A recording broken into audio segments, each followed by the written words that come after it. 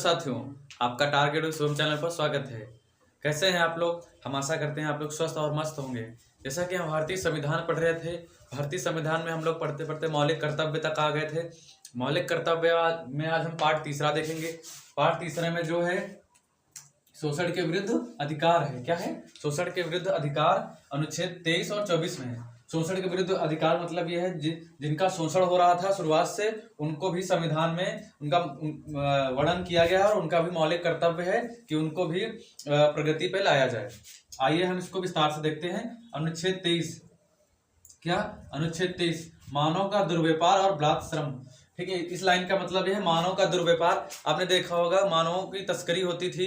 पहले मानवों की तस्करी होती थी। एक देश से दूसरे देश में काम करने के लिए ले जाते थे उनको, 2 वक्त की रोटी, सुबह शाम की रोटी के लिए। और बलात् श्रम मतलब उनको जैसे चाहते थे वैसा काम करवाते थे, केवल 2 वक्त की रोटी देते थे और काम करवाते थे खूब।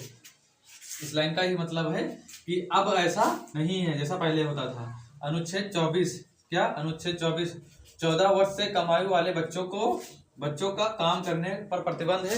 इस लाइन का मतलब यह है कि जो खतरनाक इलाके होते हैं या कारखाने होते हैं, जो बड़ी बड़ी फैक्ट्रियां होती हैं, जो कारखाने, खनन वाले कारखाने होते हैं, ऐसे कोई भी कारखाना हो, जिन बच्चों की आयु 14 वर्ष से कम है उनके लिए कार्य प्रतिबंध किया गया है। अगर 14 वर्ष के कम आयु का बच्चा अगर वहां पे कर रहा है तो उस कंपनी के खिलाफ कानूनी कार्रवाई होगी।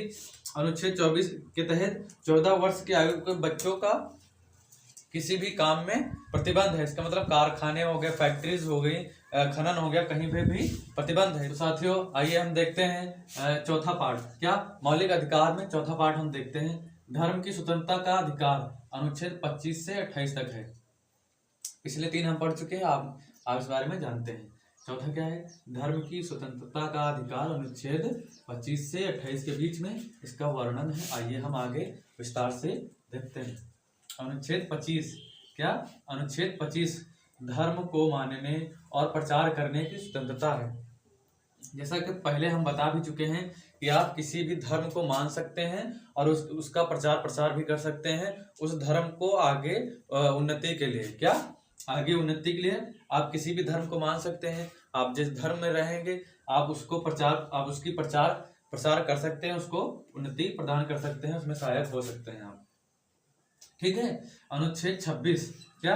अनुच्छेद 26 धार्मिक कार्यों के प्रबंधन में स्वतंत्रता। इसका मतलब यह है आप कोई धार्मिक कार्य कर रहे हैं, जिस धर्म में है उस धर्म के कार्य होते रहते हैं। आप जिस धर्म में है उस धर्म में जो धार्मिक कार्य हो रहे हैं आप उनमें प्रबंधन की स्वतंत्रता है। मतलब आप उसमें रह सकते हैं, उसका प्रबंधन कर सकते हैं। जैसे कि आप कोई धार्मिक समिति बनाई है तो आप उसका प्रबंधन कर सकते हैं। इसका वर्णन अनुच्छेद 26 में है। ठीक है। अनुच्छेद 27। क्या? अनुच्छेद 27 धर्म की अभिवृद्धि के लिए कर।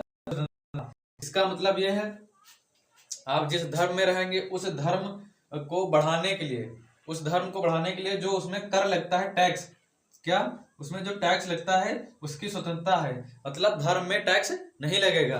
आप देखते होंगे जो साधु बाबा होंगे या किसी और होंगे, उनका टैक्स वगैरह नहीं पड़ता है, उनकी गाड़ियों का या किसी और चीज का होता है जो धर्म से संबंधित होती है। किससे? जो धर्म से संबंधित होती हैं उनको टैक्स से फ्री रखा गया है, उनको स्वतंत्रता है कि वो टैक्स नहीं दे सकते।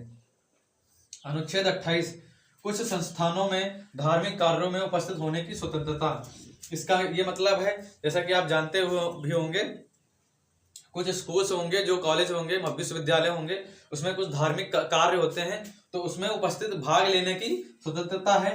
मगर किसी भी स्कूल को, किसी भी विश्वविद्यालय को धर्म को बढ़ावा देने की स्वतंत्रता नहीं है।